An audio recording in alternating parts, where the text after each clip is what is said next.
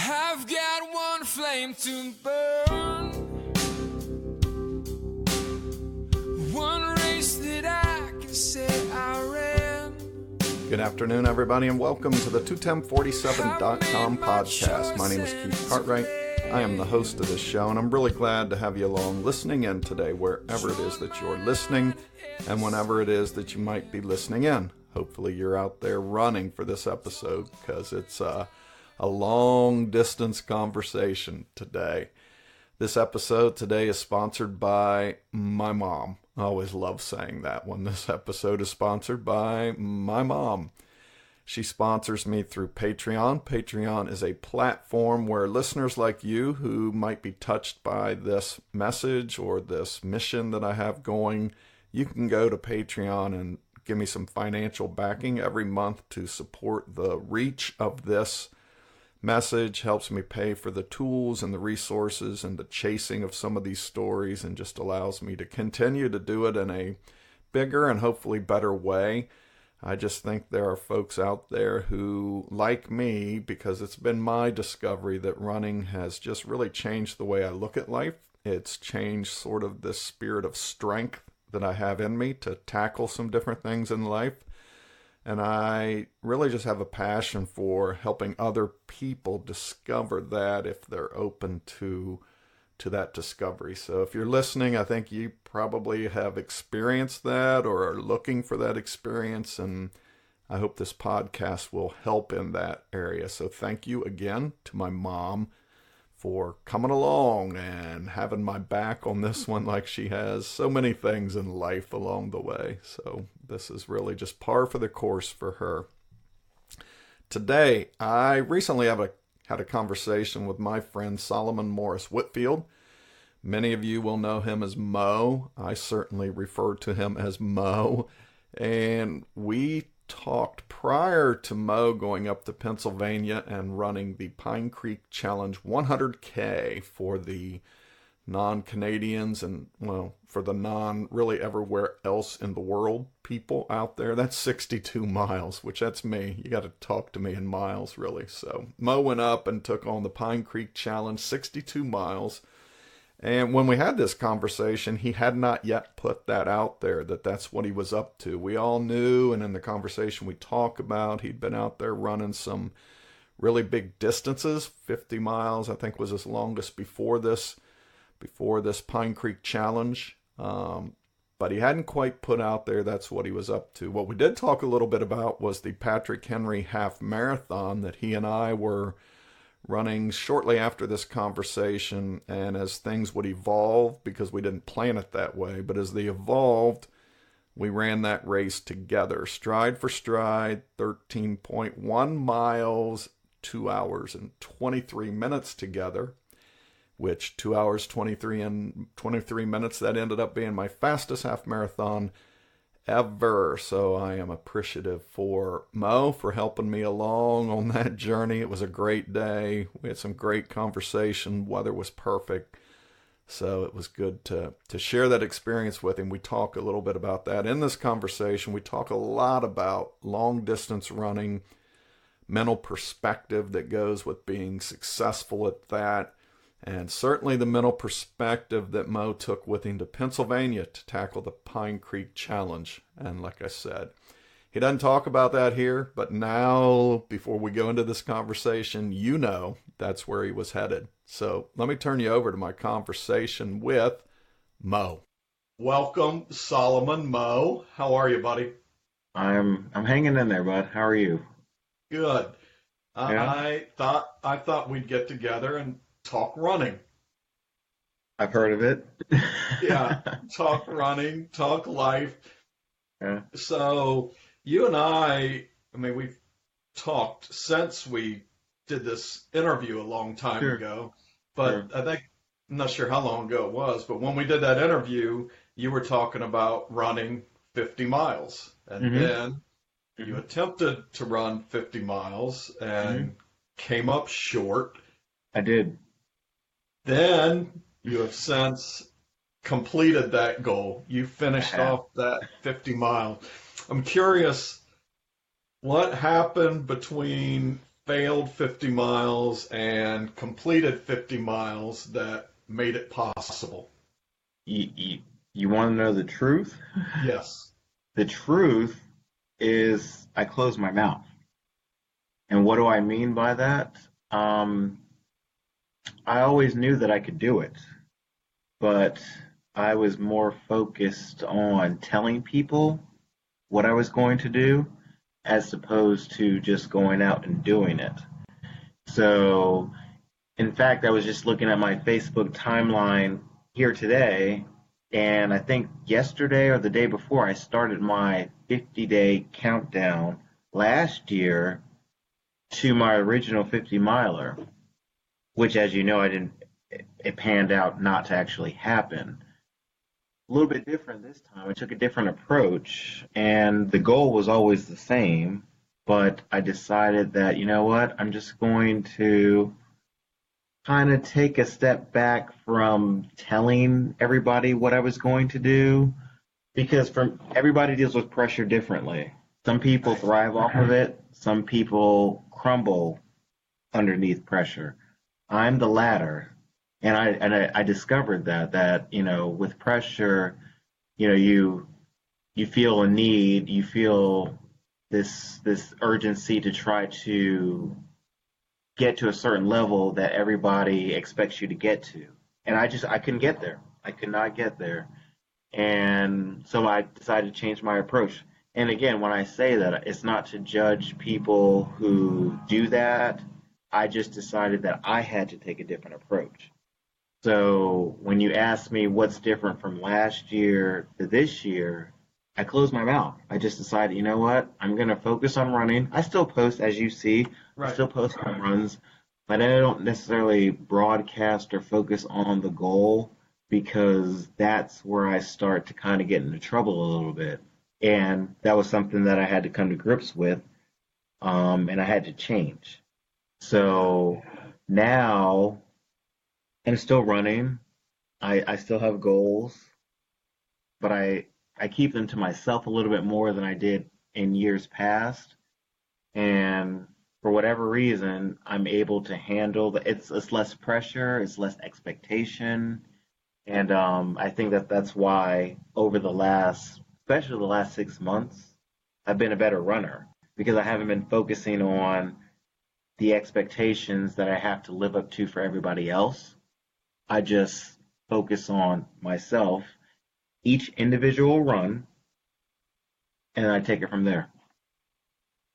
And so when you talk about these expectations, mm-hmm. and it sounds like you sort of set the expectations by talking, you put them out there, yep. And then you realize, oh my goodness, I've set these expectations. Now I've created my own pressure, and yep. Now I'm having a hard time living up to it. And so right. The difference is now you're just going out and running. Yeah, I mean, and again, don't get me wrong. I still have the goals. I still have things that I shoot towards, but instead of focusing on what I'm telling you that I'm going to do, I focus more on just going out and doing it. And then once I actually go out and accomplish it, then I can go back and celebrate what I've actually done.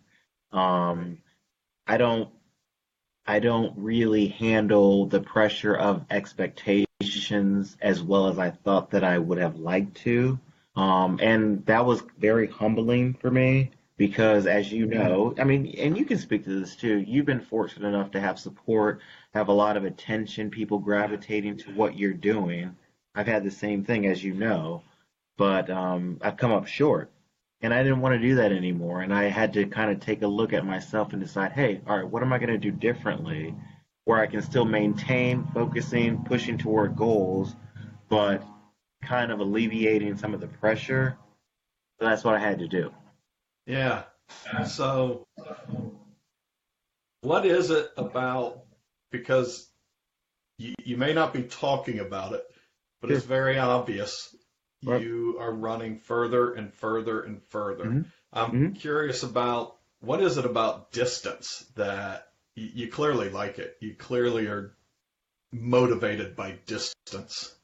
If you recall, the first interview that we did, there was something that I said that has stuck with me from day one. When I started running, and I started running consistently in June of 2011. In fact, I think I have the exact date of June 20th, 2011. Yeah. I made a promise to myself that I would never run for speed, because if I ran for speed, I would constantly put pressure on myself to try to get to that next level that might not necessarily be attainable. So for me, I decided no speed, always run for distance. Not to say, I mean, there have been races where I've done very well, Right. and that my pace has been really good, and I've been exceptional. But that's never been my goal. My goal is always distance. It's always about challenging myself to go further, relying solely on myself. That's been my goal. That's been my kind of mantra from day one. And I've never changed from that.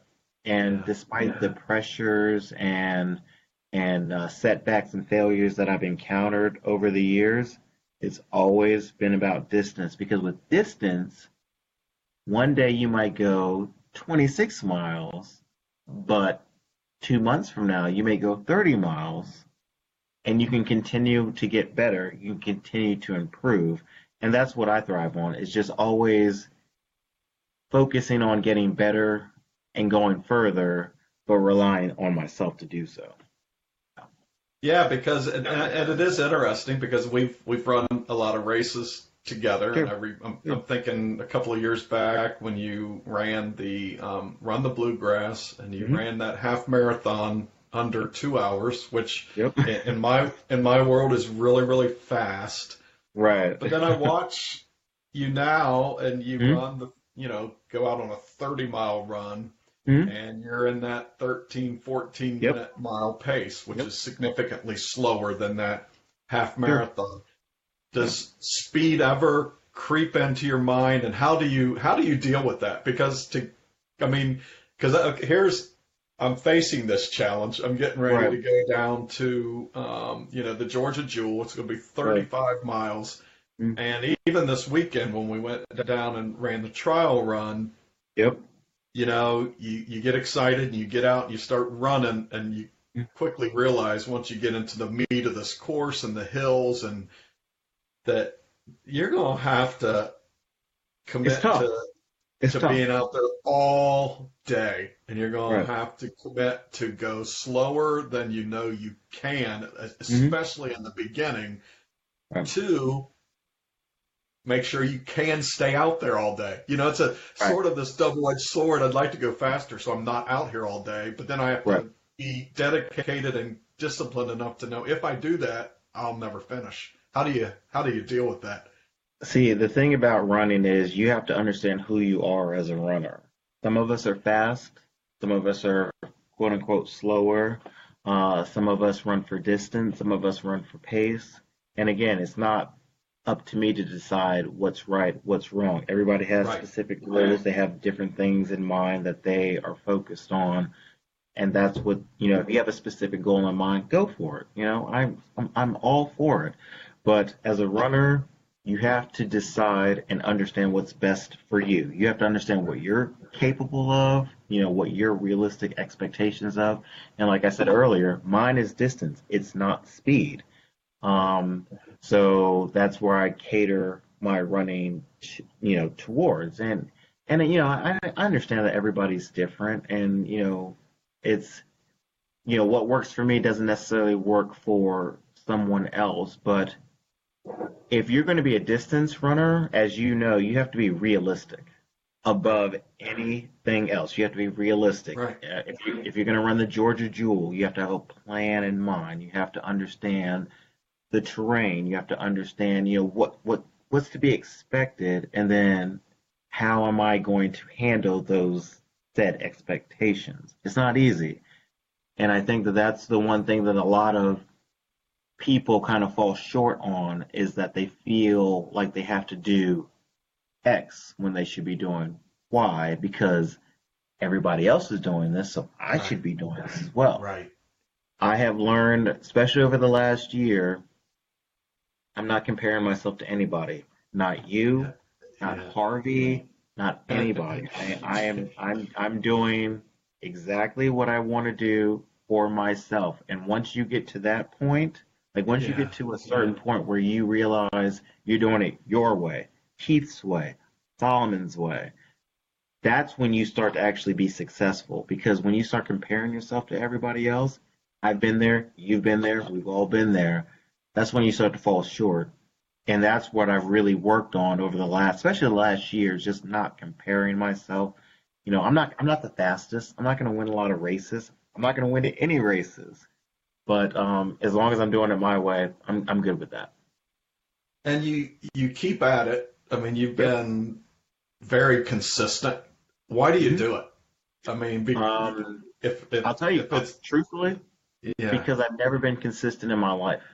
There's outside of my kids, I have never been consistent with anything. Not work, not college, not anything. I've been very inconsistent.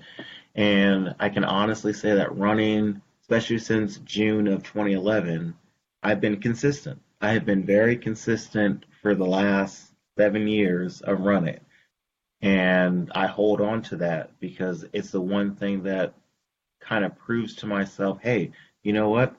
If you focus, if you're dedicated enough, you can be consistent. And coming from a life of inconsistency, it's nice to know that I can do something. I can focus. I can be consistent. And I still struggle like everybody else does. But I hold on to it because it proves to me that I can do it. Even if I come up short, I'm trying. right. And in the past, I haven't always tried. I haven't always given it my best effort. But the last 7 years with running, I have. And there's no question about it whatsoever. And has that bled into any of these other areas in life then? Have you found yourself being more consistent in some of these Well, areas you said you struggled with? I've struggled as a parent. I've struggled as a husband. I've struggled with friendships. It's just, I can't exactly explain why, but I've struggled. But with running, it's allowed me to have more patience. It's allowed me to understand that things don't happen overnight and that you have to kind of consistently work towards it. And if you put in the effort, you'll reap the rewards from it. And that's spilled over into personal life. I've always said I'm a better parent now because of running. And I will go to the grave always saying that because I'm much more patient, I'm much more consistent, I'm much more attentive when it comes to my kids. And I truly, attribute that to running. I really do. It's amazing that, now in a year and a half or so, I don't know, I've interviewed 60 different people on here, Mhm. all of them runners, some of them accomplished runners, some of Mhm. them, me and you, we just love Yep. running. And I always ask some form of that question, why are you doing this? And Mhm. very, because running, most of us, we line up in races. You and I come from competitive backgrounds. We're Yep. bantering about college football before we Sure. start. And so Sure. very, very few people's answer is rooted in winning or competition. And almost all of the answers are rooted in this idea of overcoming, right? You Mhm. really, one way or another, just said, I just had this problem with inconsistency in my life, and running has Yep. been my way to kind of Yep. overcome that. A lot of folks talk about, I've had a couple of folks who are recovering from addiction, and so Mhm. running became their way to do that. A lot of people Right. had had some sort of tough time, some tragedy in their life. Running became their way to overcome that. It just fascinates me that It's not always about winning. It's not always about pace. It's not always about mileage. It's just kind of realizing what running is to you, like what it right, means to you individually. And I think that that's why I've been successful because it's personal to me. Like what I right, get out of it, you don't necessarily get out of it, and that's okay. right. But it's definitely made me a better person, and I appreciate that. So a lot of these days when I get up and your Garmin connects up there and you're out there running, I'm headed out to work and I'm thinking, oh my God, if I had to run in this today, I'm dripping wet by the time I get from the door to the car. Sure. How do you handle that heat? Do you like running in the heat? And especially, like I said, there's a lot of days when you're out there 6, 7 hours in this. How do you manage that physically, mentally, just logistically? Full disclosure, and I think you already know this, I hate running in the heat. Hate it. And hate is probably putting it mildly. Like it's just I don't like running in the heat. It's never been something that I have shied away from it. In fact, full disclosure, I wouldn't sign up for races if I thought that the temperature was going to be, excessively high. Like I wouldn't do it.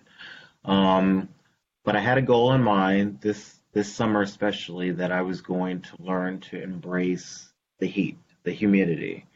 And I didn't decide, oh, I'm just going to go out and run 20 miles and just learn how to run it. And, I took baby steps. I really had to cut my miles back and start to adjust to running in the heat.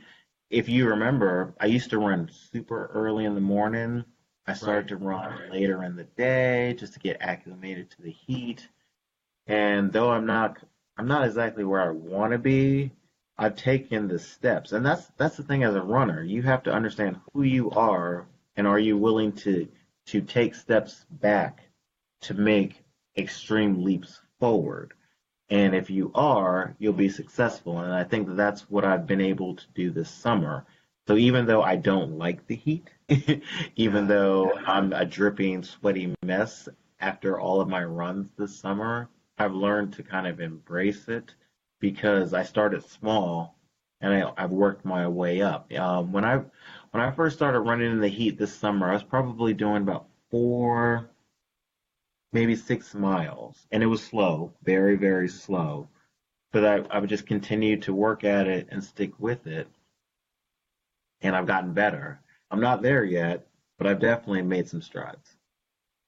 What do you use when you're out there? Just water, or do you have your favorite fueling drink or food? And again, I'm thinking more in line, and I ask this because that is just an area I have not figured out. I sweat profusely. So 2 hours into a run, if I haven't refueled myself, I'm gone like that. And that happened last weekend, and I've not discovered the answer to that.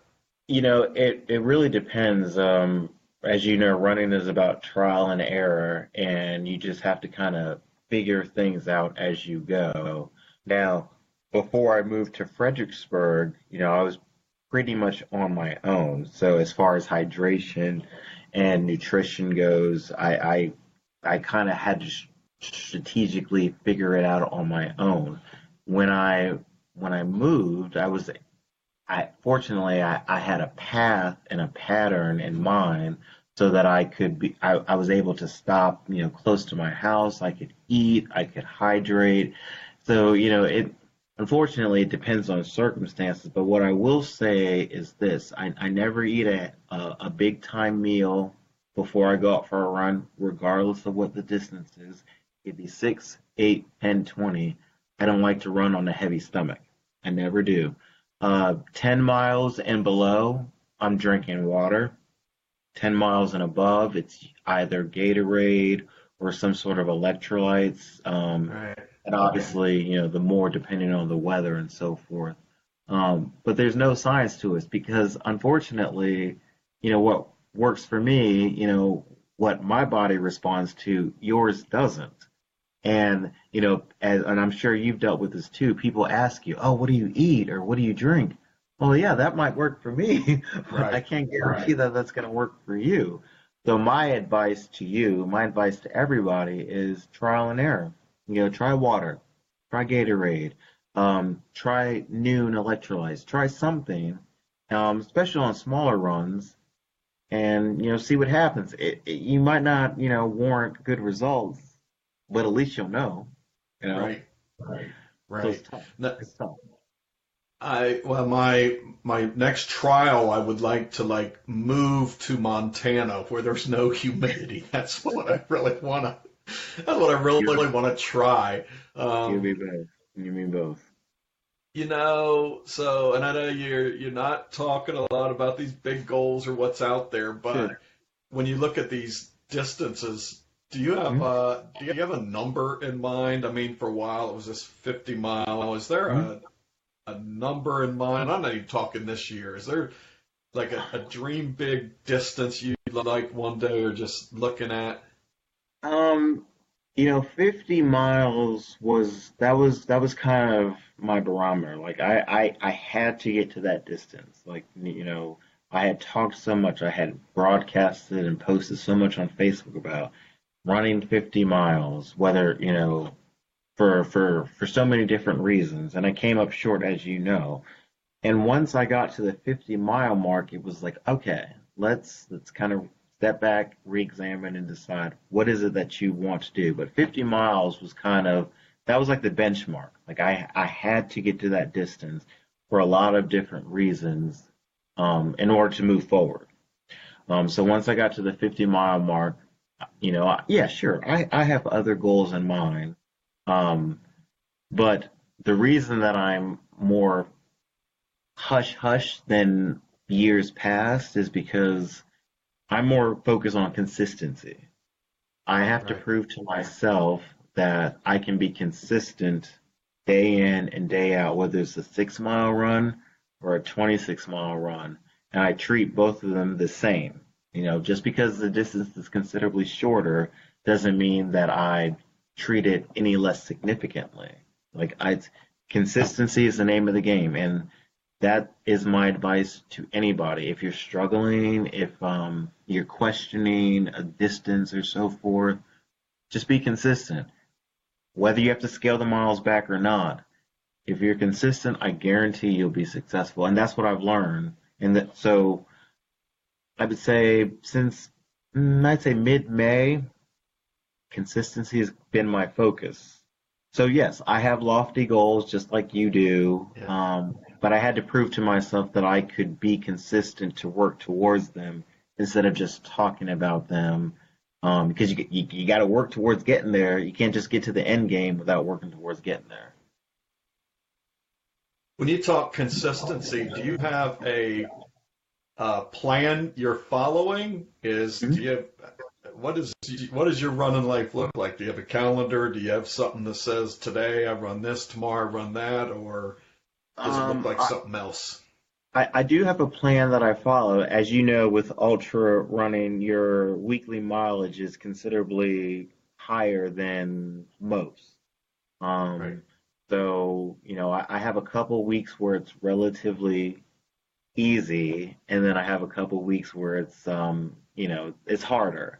But I do follow a plan. It's been modified because, every runner is different. Sometimes we increase our mileage, sometimes we decrease our mileage.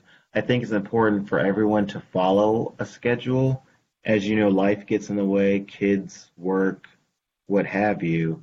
Um, but I try not to miss a long run, regardless of anything that's going on. If I have to move it up a day or move it, you know, into the future, I'll do that. But I do recommend following a schedule, but just because you come up with something or just because you read, all right, this is what I'm supposed to do, that doesn't necessarily mean that it's perfect for you. The modifications are necessary, but as you know, those long runs, those are the ones that really matter the most. So that's what I tend to focus on. We got a long run coming up Saturday. A little bit, yeah, a timed And, run and at that. right. And when you signed up for that, what were you thinking? Or have you gotten over this? I don't sign up for hot races because that's signing up for that one is like signing up in Death Valley historically. Now, full disclosure, and the people in my inner circle know this. I don't sign up for many races. Like I just prefer to just run on my own. But as you know, I went to Patrick Henry last year for your redemption race, and I was just there as a spectator. I was just there to support people. But coming into this year, I really wanted to focus on running in the heat. Now, the good Lord has decided that maybe it's not going to be as hot this upcoming weekend, but I didn't have that in mind when I signed up for the race. I had full intentions that it was going to be hot, it's going to be humid, it's going to be hard, and I was ready for it, and I was preparing myself for that. But there's something that I've been telling people, I've been commenting on certain posts. It's getting comfortable being uncomfortable. And that's essentially moving out of your comfort zone and doing things that you typically would not do. That's what this summer has been about. It's been about doing things that I typically would not do, whether it's a specific distance, temperature, what have you. And obviously I've been a better runner for it. It's not easy, and don't get me wrong, I don't want to paint this picture that I've been super successful or that I haven't come up short, because I've come up short many times this summer. I really have. But just moving past that comfort zone and knowing that, well, you typically fear this or you typically shy away from this. Now this year I was going to go for it. I was going to go directly at it and overcome those fears. And not there yet, but I'm getting there. Yeah. So I'm going to come back to that in a minute. That's actually, before we got on here, my screensaver on this computer is actually Patrick Henry last year and that brief little run where you and I and Pam are running together, and it's just one of my favorite pictures. So I love that. And it's not lost on me, like many running pictures, the people that are running beside me are full of smiles, and I'm looking like I'm ready to die. That picture is one of the, Pam's looking quite joyous, Solomon's looking quite joyous, and then there's me saying, where is the finish line?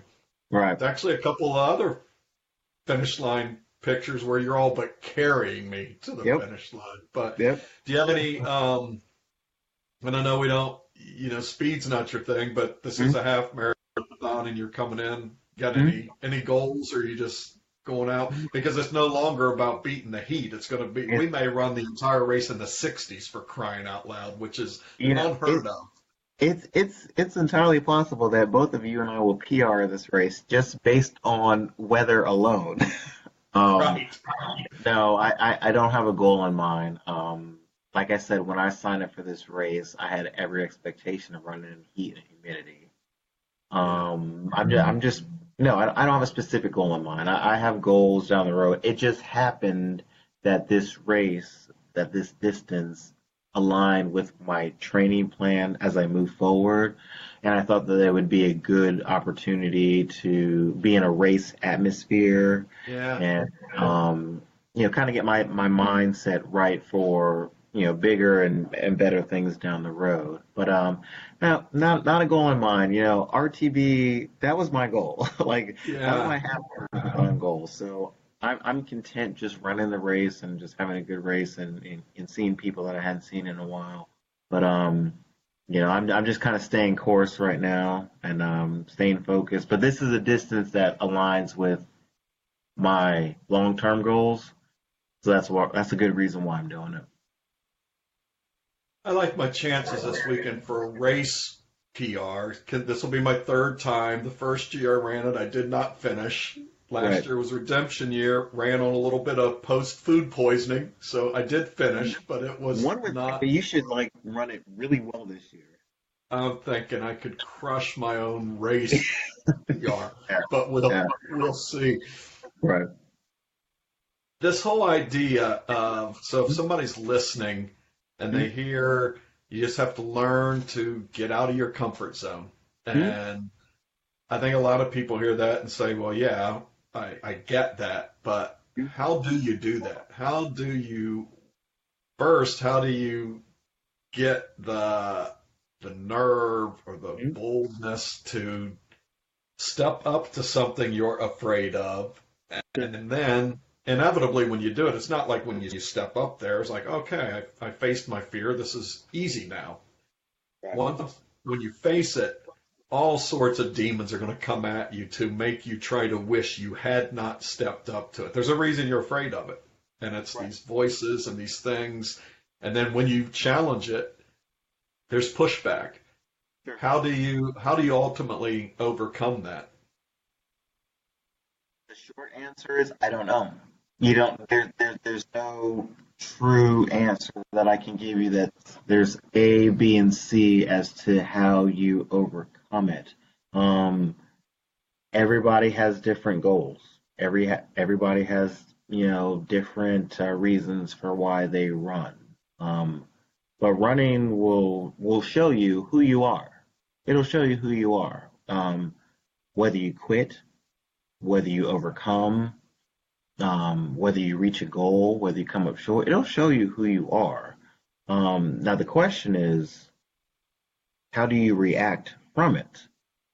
As you know, it's not so much about the action, it's about the reaction. One of the reasons why I love running so much is because I have to rely on myself. You can't run these miles for me. Nobody can run these miles for me. I have to rely on myself. Not to say that I can't run with people to serve as a distraction or what have you, but at the end of the day, you got to run them. Like you do. So like I said, everybody's different. Everybody's not Solomon. Everybody's not Keith. And I think that once you get to a point where you realize what you want to do, like you specifically, like if you've got a goal, if you've got a speed goal, if you got a distance goal, what have you, just make sure you do it your own way. Like don't do it my way just because you see what you see on Facebook or what you post on Facebook. Like I'm a big advocate of doing it your own way. And I think that that's a reason why a lot of people fall short is because of what they see on Facebook. They see Keith.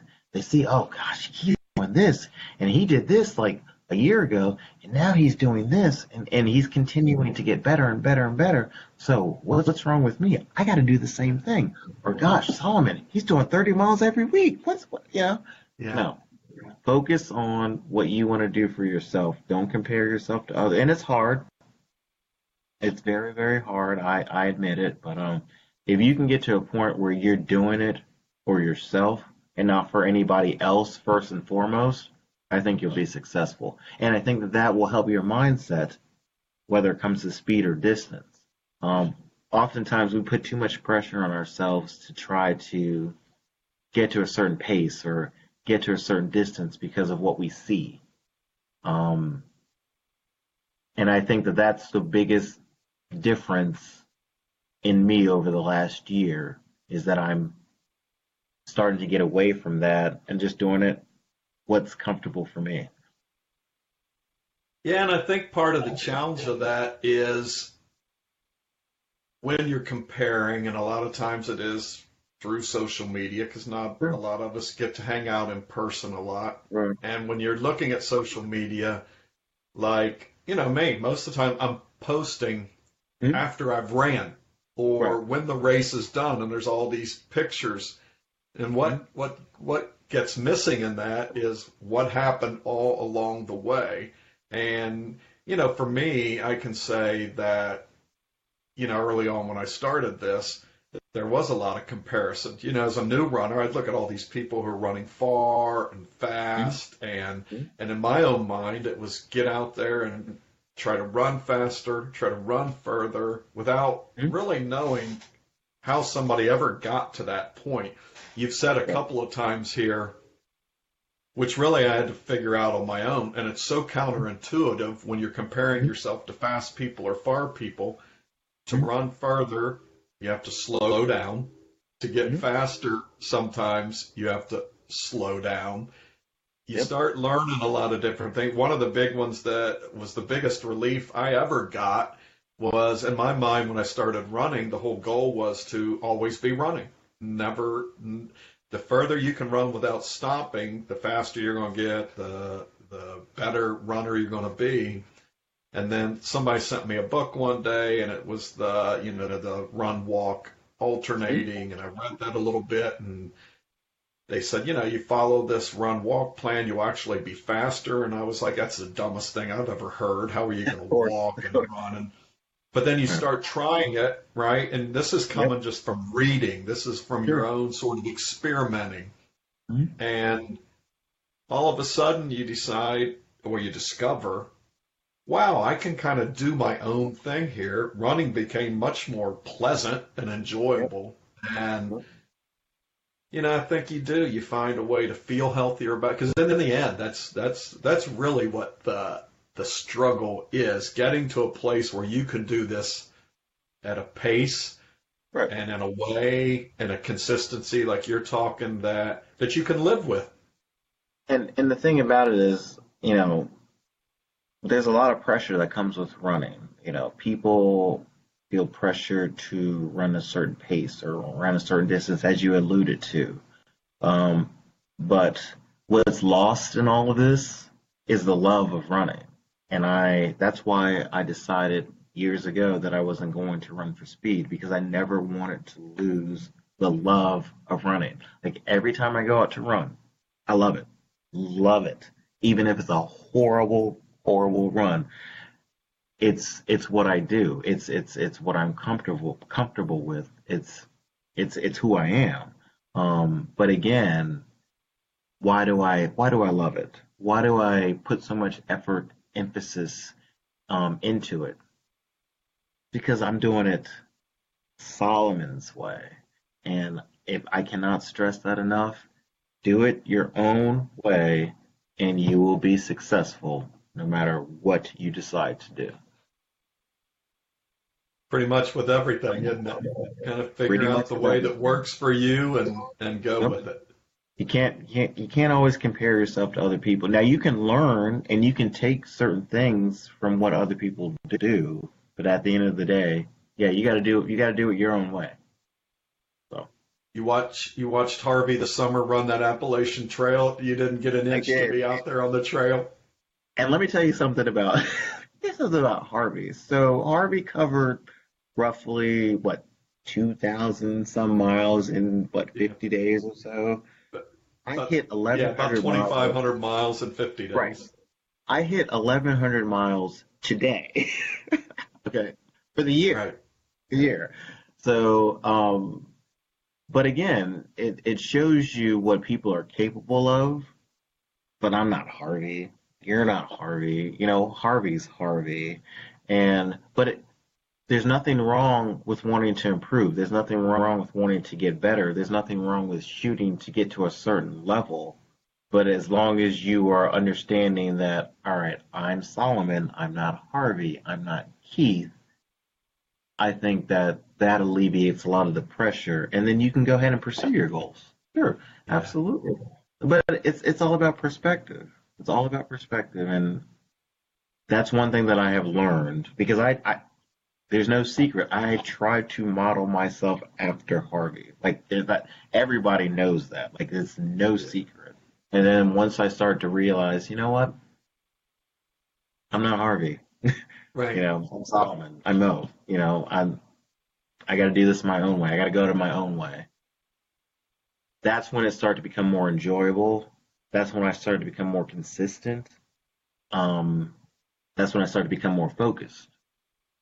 So, Yeah, I think comparing myself to Harvey, I've grown to a point where it allows me to think a certain way about him more than it is a judgment of me. And by that I mean when I ran over there in Southwest Virginia when he came up the trail into Virginia, and I ended up running about 20 miles that day, and maybe did about 2,000 feet of elevation, and Harvey had already done that in half a day, and I yep, was dying. I didn't think I was going to make it through the day. And then Harvey ran off to do another 30 miles that day, yep, not to mention wake up the next morning and do it all again. And, right. I walked away from that experience saying, that is an incredible athlete. And it Okay. wasn't, I didn't walk away thinking down on myself because I couldn't couldn't do that. But in a way, it is very inspiring because where his story is in common with yours and mine is that if we're willing to work hard or if we get really passionate about something and put the effort into it, if we're willing to not be afraid of whatever that comfort zone is, we got a really good chance of becoming our best self. We can do things that personally we never thought we could do. And I've discovered there's a much more fulfilling feeling when I do something I never thought I could do versus doing something somebody else did, right? We see somebody else do something and I want to try to match that. I don't know. And I get a lot more.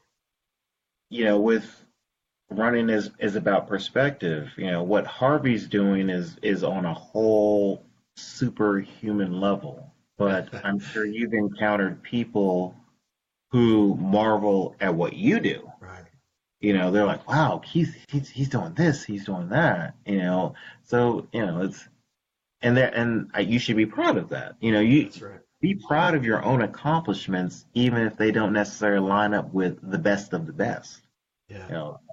No, and I think that is. I think I find that in running more than any other community. And in fairness, I'm not a real active member of a lot of other, pretty active in my church community and neighborhood maybe. But what I find in the running community that makes it just such a great place to be is I think the running community does celebrate other people and what they're doing without a whole lot of envy and jealousy in there versus there aren't many jobs I've been a part of where people really are looking out for the other guy to do his best because, well, if you do your best, I'm not going to get your job, so there's always that competitiveness. I see it in, just a lot of other different areas. But in running, like I absolutely I just wanted to shake Harvey's hand. I just wanted 1 minute, whatever. I was going to say, this dude I just wanted to marvel at what he's done. I wanted to celebrate it. I do the same with when I'm watching you on a little dot moving on the computer screen on the Garmin Connect. It's like, I just want to celebrate this. And I will say this, there's nothing wrong with being competitive when it comes to running. Like, you look at certain people and you might compete with them whether they know it or not. There's nothing wrong with wanting to better yourself. There's nothing wrong with wanting to improve. But when you try to be somebody else, that's when you start to fall short. That's when the pressure starts to mount. But I think that there's this misconception that you can't be competitive when it comes to running. You can be competitive, you just can't compare yourself to people. There's a difference. There's a big distinction. That is. No, that's a great point. Because I think the minute you're not competitive, you'll just settle for anything. Sure. And I think we always have to find some sort of drive. I think mine has mostly become, I'm most competitive with myself now. Like I said, I've put out this 35-mile Georgia Jewel, and I don't care what anybody else does there. I'm competing against Keith now because there's one part of Keith that says, dude, there's no way you're getting that done. And I'm saying, oh, well, you got a good point. You must have been in Georgia last weekend, so I know where you're coming from. All right. But then there's the competitive side of me that just like no. I mean, let me turn the tables on you real quick. Do you think that it was better to run at trial run, or would you have preferred not to have run it and just gone into it kind of cold?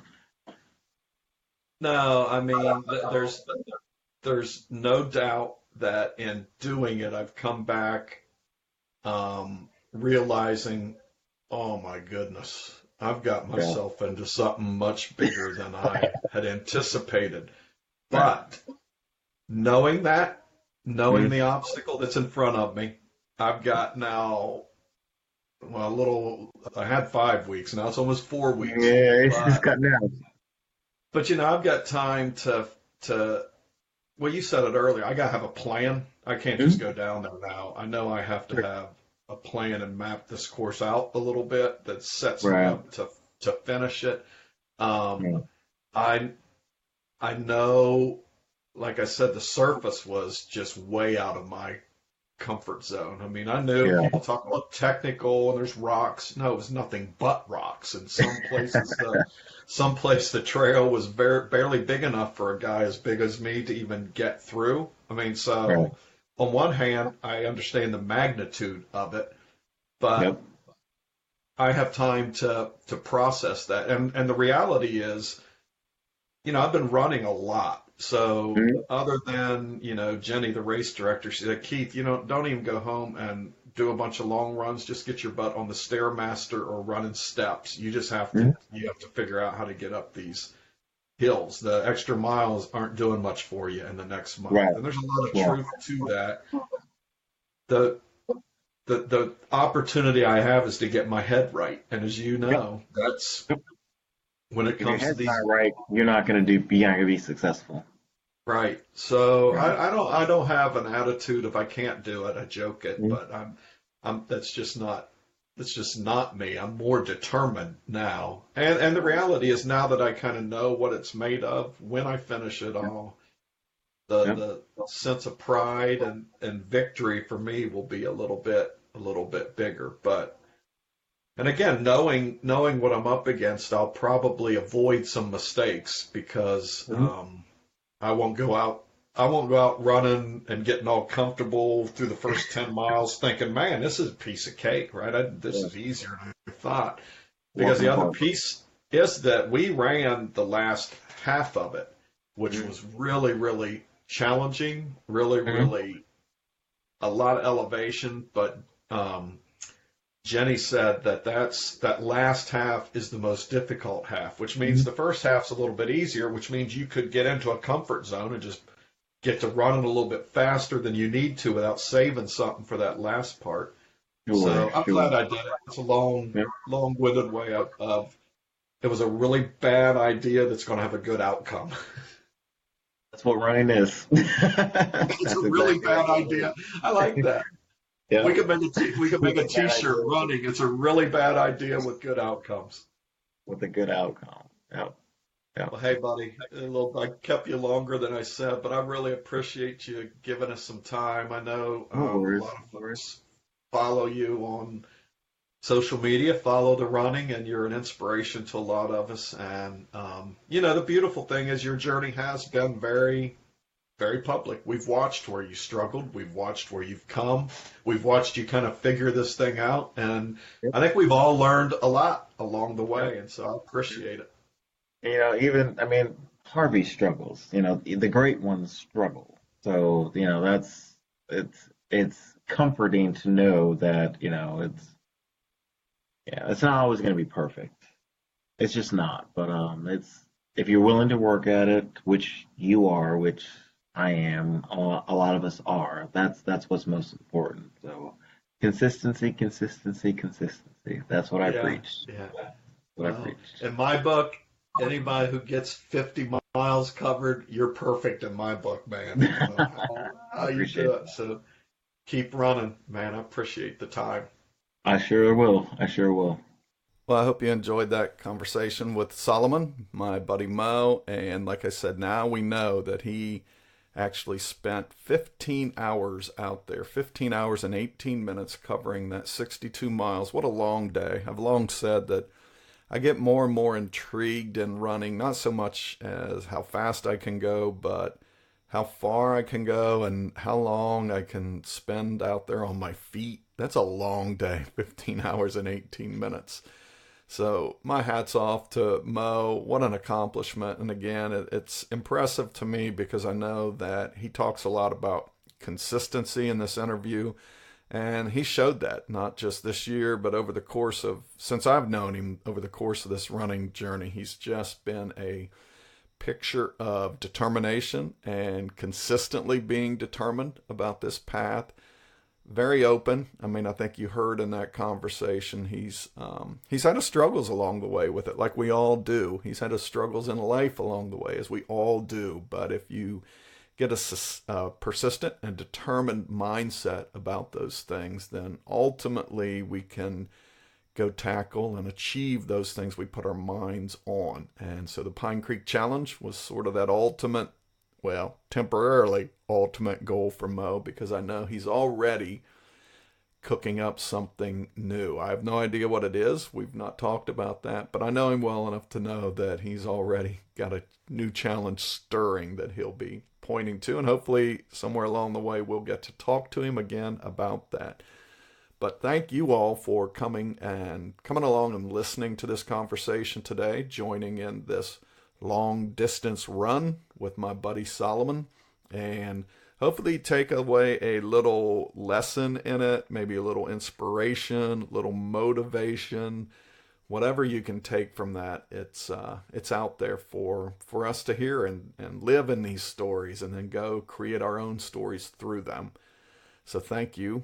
I hope you have a great week. If you're running, get out there and run hard. If you're not running, get out there and cheer somebody like Mo on. There were a lot of folks last weekend really following along his journey, so you don't actually have to be out there putting the feet down to get something out of this running journey. There's a lot to be gained by just cheering somebody else on. And if running's not your deal, I'm really glad that you were here today. Maybe we can help make it your deal, and if never, maybe you'll just continue to be inspired by runners and running stories like the one we shared about Mo today. Y'all have a great week. Look how far I've come. I won't quit here, despite the